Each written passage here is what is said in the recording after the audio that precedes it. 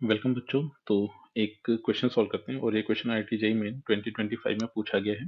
Question की statement है, in the expansion of cube root of 2 plus 1 upon cube root of 3 to the power n, where n belongs to a natural number, if the ratio of 15th term from the beginning to the 15th term from the end is 1 upon 6, then the value of nc3 is। तो यहाँ पर objective तो यही बना कि सबसे पहले तो n की वैल्यू पता करें, उसकी हेल्प से nc3 को इवेल्युएट कर सकते हैं। तो अब इसके एक्सपेंशन में 15th term from the beginning evaluate करते हैं। तो 15th term from the beginning ये मिलेगा अपने को एन सी 14 और फिर 2 टू द पावर 1/3 और ये n माइनस 14 फिर 1/3 टू द पावर 1/3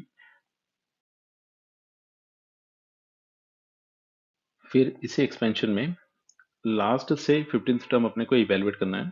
तो इसके लिए काम ही कर लेते हैं कि इस एक्सपेंशन को पलट कर लिख लेते हैं। मतलब इसको ऐसे लिखा 1/3 to the power 1/3 plus 2 to the power 1/3 to the power n। तो इसके एक्सपेंशन में 15th term from the beginning evaluate कर लेते हैं। तो वो अपने को मिलेगा nc14 और फिर 1/3 to the power 1/3 to the power n minus 14 और फिर 2 to the power 1/3 to the power 14 और ये जो रेशियो था 1/6 के इक्वल दिया गया है। तो अब इस इक्वेशन को सॉल्व करके अपने को n की वैल्यू बतानी है। तो सबसे पहले तो ये दोनों टर्म्स कैंसिल हो गए।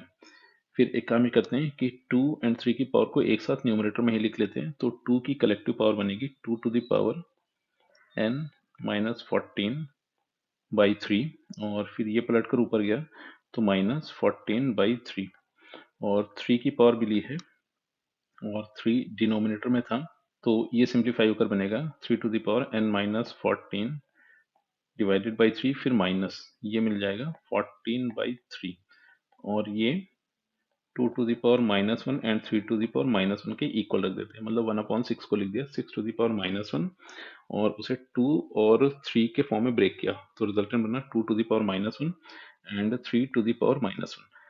तो अब अगर इनको आपस में कंपेयर करें तो इनफैक्ट ये और ये क्वांटिटीज तो सेम सी दिखी। तो इसका मतलब ये हुआ कि n माइनस 14/3 -14/3 को -1 से इक्वेट कर देते हैं। तो यहाँ से अपने को n की रिक्वायर्ड वैल्यू मिल जाएगी। तो पूरी इक्वेशन को 3 से मल्टीप्लाई किया, ये बना n minus 14 is equal to -3। तो n माइनस 14 बन गया है। 14 को इधर शिफ्ट कर दें तो ये मिल गया अपने को 11। तो n की वैल्यू यहाँ से मिलेगी 14 प्लस 11। सिंप्लीफाई किया तो 25। तो फिर यहाँ से 25c3 ये अपने को इवेल्युएट करना है। Then the value of 25c3, तो इसको सिंप्लीफाई कर ले तो ये मिलेगा 25, 24 एंड 23 डिवीजन में मिला 3 मल्टीप्लिकेशन 2 मल्टीप्लिकेशन 1। तो 3 2 जा 6 और 6 4 जा तो मिल गया 25 4 जा 100 एंड 23 से मल्टीप्लाई हुआ तो 2300 एंड यही इस क्वेश्चन का आंसर है।